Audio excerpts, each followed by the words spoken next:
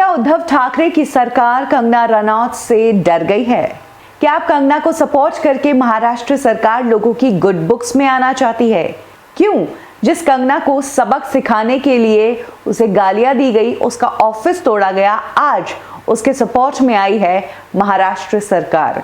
क्या है पूरा मामला, चलिए मैं आपको बताती हूँ। बॉम्बे हाई कोर्ट में एक मामला चल रहा है कंगना रनौत के ट्विटर अकाउंट को सस्पेंड करने का। एक याचिका करता है अली काशिफ खान देशमुख। उसने बॉम्बे हाई कोर्ट में एक पिटीशन दर्ज की जिसमें उसने मांग की कि कंगना रनौत जो है वो अपने ट्विटर हैंडल से लोगों में नफरत फैलाने का काम करती है, दो कम्युनिटीज के बीच में आग लगाने का काम करती है। इसीलिए कंगना रनौत का ट्विटर अकाउंट जो है वो सस्पेंड होना चाहिए। देशमुख ने यह भी कहा था कि कंगना रनौत के खिलाफ मुंबई में इसी मामले को लेकर कई केस भी दर्ज हुए हैं। इसके अलावा कंगना ने पहले सुशांत सिंह राजपूत मामले को अपने फायदे के लिए इस्तेमाल किया और अब वो किसानों का विरोध करके भी ऐसा ही कर रही है। तो इस पर कोर्ट ने देशमुख से सवाल किया कि क्या ये जो डिमांड आप कर रहे हैं ये पर्सनल अपने लिए कर रहे हैं या जनता के बिहाफ पर कर रहे हैं। इसका जवाब देशमुख कोर्ट में नहीं दे पाया। तो इस पर कोर्ट ने कहा कि वो किसी तीसरे पक्ष के किए गए दावों पर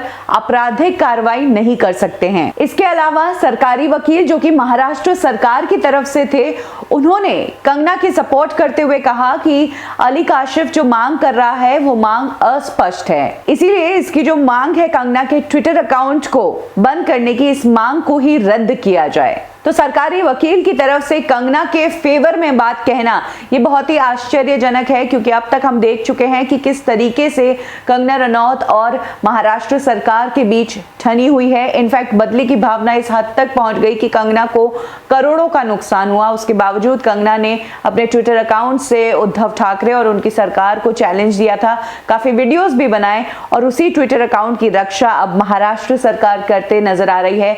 ये बहुत ही शॉकिंग है। कैसे ये चेंज आया?